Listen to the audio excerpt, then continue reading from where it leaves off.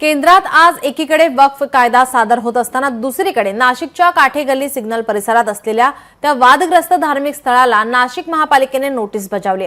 15 दिवसात स्वतःहून अतिक्रमण काढा अन्यथा महापालिका कारवाई करणार अशा आशयाची नोटीस लावण्यात आली आहे। हे धार्मिक स्थळ अनधिकृत असल्याचं या महापालिकेच्या नोटीसमध्ये उल्लेख करण्यात आलाय।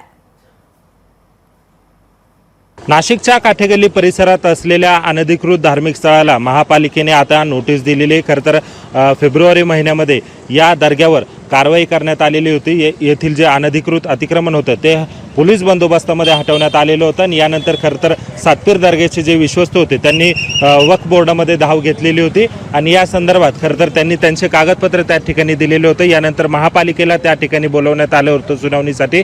महापालिकेने देखील ते कागदपत्र त्या ठिकाणी दिले होते आणि या सगळ्यानंतर आता वक्फ बोर्डाने आणि किंवा हायकोर्टाने या ठिकाणी निर्देश देण्यात आलेले आहे की सदरची जी दर्गा आहे ती अनधिकृत असल्याचा जो दावा आहे त्या नोटीसीमध्ये करण्यात आलेला आहे आणि ही जागा जी आहे ती महापालिकेची आहे अशा पद्धतीची जी आशयाची जी नोटीस आहे ती या ठिकाणी लावण्यात आलेली। 15 दिवसात हे वादग्रस्त जे धार्मिक स्थळ आहे ते स्वतःहून काढून घ्यावे अन्यथा महापालिका या ठिकाणी कारवाई करेल अशा पद्धतीची जी नोटीस आहे ती या ठिकाणी लावण्यात आलेली। दरम्यान या सगळ्या संदर्भात आता सातपीर दर्ग्याचे जे विश्वस्त आहे ते याबाबत आता नेमकी काय भूमिका घेता हे पाहणं खरं तर महत्त्वाचं ठरणार आहे। खरं तर महापालिकेकडून कारवाई करण्या अगोदर सातपीर दर्ग्याचे विश्वस्त स्वतःहून हे अतिक्रमण काढतात का हे पाहणं देखील तितकंच महत्त्वाचं ठरणार आहे।